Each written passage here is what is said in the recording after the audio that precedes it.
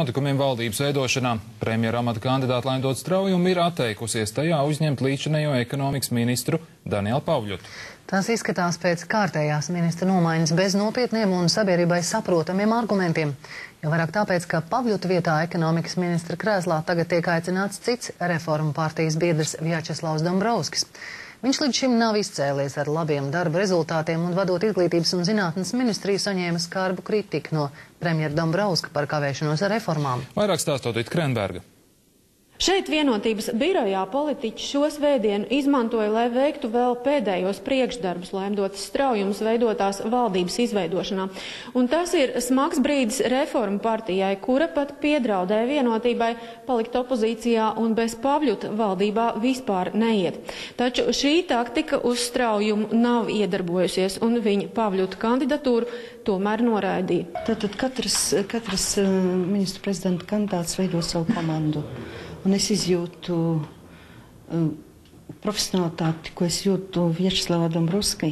Man ir tieši konkrētajā komandā pieņemamāka. Publiski pausta argumentācija reformu partiju nepārliecina, bet jaunu argumentu faktiski nav izskanējuši. Jautājumi, kas ir ekonomikas ministrijas dienas kārtībā, prasītu to, lai šobrīd tomēr ministru nemainītu, jo ir palikuši burtiski 8 mēneši. Līdzīgi izsakās arī reformu partijas vadītājs Edmunds Demiters, tāpēc šodien no vienotības saņemto nē Pavļotam vēl sola apspriest savā valdes sēdē. Taču diezgan jūtams arī, ka reformisti jau gandrīz ir padavušies un beigās piekritīs.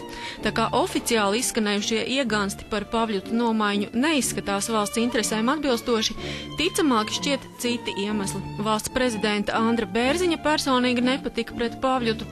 Pret Pavļotu bija izteikusies arī vienotības līderi Solvita Āboltiņa, un Pavļota centieni samazināt valsts atbalstu dārgajai zaļās enerģijas ražošanai varēja traucēt ar šo biznesu saistītiem politiķiem. Politiskās kārtas nepārāk gludi tika dalītas caur Straujums rokām arī pārējo ministru atlasē, formulējot kritērijus dalībai jaunajā valdībā. Profesionalitāte tas ir numur 1. Bet ir arī citi kritēriji, kur es tomēr augstu vērtēju. Tā ir tomēr politiska atbildība dažos gadījumos, kur ir svarīga. Tad, profesionālitāte un morāls dažādi. Tas viss gan piemita aizsardzības ministram Ārtim Pabrikam, kurš bija populārākais Dombrovska valdībā, bet tika upurēts, lai atņemtu zaļiem zemniekiem kāroto trumpi vides aizsardzības un reģionālās attīstības ministriju. Kā sev nedarīgas atmetot izglītības un veselības ministru vietas, zaļzemnieku vides speciālists Raimonds Vējonis izrādās derīgs aizsardzības ministra postenim Pabrika vietā. Par lielu izbrīnu gan vietējiem, gan ārzemju drošības speciālistiem, kuri zina, ka jaunais aizsardzības ministrs pārstāv partiju, kura iebilda pret Latvijas dalību NATO un starptautiskās operācijās un neatbalsta līdzekļu piešķiršanu armijai. Principi nepalīdzēja arī tieslietu ministra izvēlē. Pašreizējais Jānis Bordāns ir labs profesionālis, bet nav nevienā varas partijā tātad nedara. Toties cits pretendents arī bez politiskas piedarības ministrijas valsts sekretārs Mārtiņš Lazdovskis Straujumai šķiet pieņemams. Tāpat arī nacionāļu kandidāte Baiba Broka. Pirms neilga laika viņa gribēja būt Rīgas mēra amatā. Liela daļa vēlētāju to arī atbalstīja un ievēlēja Broku domē. Tagad viņa ir gatava šo vietu pamest, bet arī tieslietu ministra amatā grib pakavēties tikai dažus mēnešus, izmantojot to kā tramplīnu, lai jau maijā startētu uz deputātu vietu Eiroparlamentā. Pabrika gadījumā kandidēšana uz Eiroparlamentu tika minēta kā šķērslis palikšanai ministra amatā, toties Brokai tas tiek atļauts. Turklāt, ātri ielecot tieslietu ministra krēslā, viņa vēl sola sakārtot būvniecības nozaru. Domāju, tas būs ļoti labs eksāmenis Baibai Brokai īsā laika posmā pierādīt sev kā personību, kā politiķi tajā amatā, kuru viņi veiks. Traucēklis Brokas kandidatūrai uz tieslietu posteni nav arī tas, ka vasarā tieši caur Broku Maksimas veikalu tīklu attīstītāji bija centušies tieslietu ministrijā virzīt likuma grozījumus, kas palīdzētu ātrāk veikt Maksimas būvniecības procesus. Arī kolēģi Broka bija aicinājusi mani tikties ar uzņēmumu Maxima, teiksim, veikalu būvniekiem, lai pārunātu viņam radošās problēmas. Ja, tas bija kaut kad pavasarī. Viņi kopīgi ieradās pie manis un stāstīja, ka viņam ir sarežģījumi būvēt lielveikalu Mežciemā, jo tur bija iebilduši apkārtēji iedzīvotāji. Teiksim tā, tika skatīti varianti un norādīts, ka pārlieku iejaucas administratīvās tiesas šajā procesā. Broka šonedēļ bija ārzemēs, bet telefoniski mums atzina, ka tā nav problēma viņai ieņemt amatu. Maksimas pārstāvi viņu vienkārši uzmeklējuši kā būvniecības jomas pārzinātāju, turklāt iniciatīvai bijis atbalsts arī citur valdībā un Saeimā. Tagad gan esot skaidrs, ka būvniecības normas jāpadara stingrākas. Virkni jautājumu rada arī jaunās valdības deklarācijas tapšana, lai gan Straujuma bija lūgus, lai partijas iesniedz katrā jomā 2 līdz 4 reāli veicamus darbus, saņemti bija folianti uz 5 lapusēm. Tagad deklarācija sanākusi ļoti plaša un ambicioza, bet nekonkrēta tik īsam laika periodam. Tomēr dažos gadījumos Straujuma nodemonstrējusi stingru mugurkaulu nepiekāpību. Tā, piemēram, zaļie zemnieki atkal mēģinājuši panākt seno ieceri, lai kriminālajā un administratīvajā procesā iekļauj normas, kas ļautu sodīt tos, kas pieļāvuši cilvēktiesību pārkāpumus pret tiesājumiem. Tas tiek uzskatīts par veidu, kā iebiedēt Lemberga prāvā iesaistītās amatpersonas. Teiksim tā, man tas viss izskatās iespējams pat nevis kā vēršanās, kas nevar notikt post factum, ja pieņem kādas izmaiņas, bet tas man izskatās kā zināms brīdinājums nākotnē izmeklētājiem un prokuroriem neķerties klāt augstiem čiekuriem.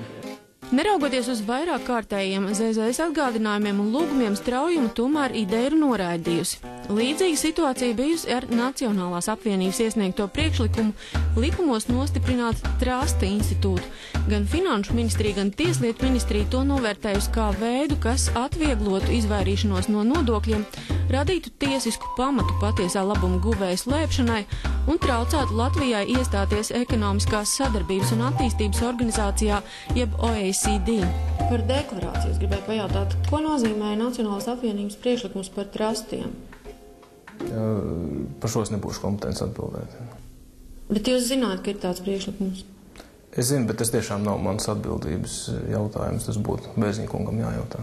Man šķiet, ka viņi ir uztvēruši kaut kā pilnīgi pretēji, jo tā mūsu doma ir tieši saprast, vai ar to, kas šobrīd ir Finanšu un Kapitāla tirgus komisijai, vai tas ir pietiekami, lai izvairītos no šādas te iespējams nezināmas izcelsmes naudas līdzekļu esamības, tā skaitā Latvijas banku sistēmā. Kā es teicu, 2009. gadā bija apmēram 400 miljonu latu. Straujuma trasta ieceri tomēr no deklarācijas projekta svītrojusi.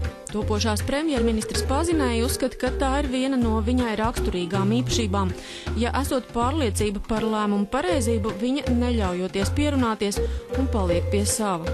Es negribu un nepieļaušu nekāda veida spiedienu, ko es tagad saņēmu, un it sevišķi organizētu spiedienu, kas tiek organizēts, lai es pieņemtu noteiktu lēmumu.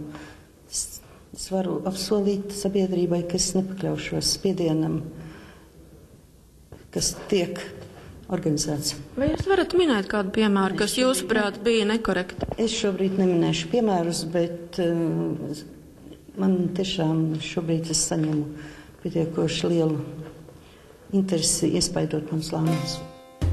Vienotības vadība liek noprast, ka piekāpšanās un kompromisi ir neizbēgami, bet tas viss tiek darīts galvenā mērķa labā, lai tagad iesaistot valdībā zaļos zemniekus nodrošinātos, ka tie nesabloķējas ar saskaņas centru un lai noturētu saskaņiešus ārpus valdības arī pēc vēlēšanām. Cita ceļa es neredzu. Mēs visi esam liecinieki tam, kā svešas valsts ideoloģijas ietekmēta politika sevi skaļi jau ir pieteikusi galvaspilsētā. Latvijas piederība rietumu demokrātiskajai sabiedrībai nekad nedrīkst tikt apdraudēta. Tikai tad, ja visi labēji centriskie spēki spēs pierādīt Latvijas sabiedrībai, ka viņi sadarbosies un spēj sadarboties, tikai tad es uzskatu, ka nākamās Saeimas vēlēšanās ir iespējams palikt pie Latvijas ģeopolitiskā kursa, kurš ir rietumniecisks. Taču visap valdības tapšana notikušais ir savstarpēji tā saniknojis Vienotības partijas biedrus, ka tai nācās savu kongresu rīkot pat izslēdzot no tā darba kārtības debašu sadaļu.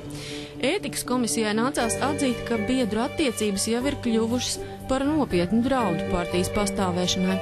Protams, ka politiskā stratēģija ir valdes un taktika partijas augstākās vadības kompetence.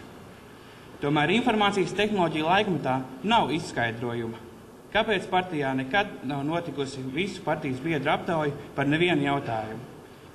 Ētikas komisija aicina partijas biedrus uz aktīvu un atbildīgu sadarbību, lai mēs varētu saulaicīgi un iedarbīgi izskatīt jautājumus un lemt gadījumos, kad partijas biedru rīcība ir nodarījusi kaitējumu tiesiskumam, godīgumam, atklātībai, demokrātijai, partijai un sabiedrībai kopumā. Pat laban vienotības elite esot noslēgusies jau tik šaurā lokā, ka biedriem esot pat grūtības piekļūt partijas it kā atklāto sēžu protokoliem.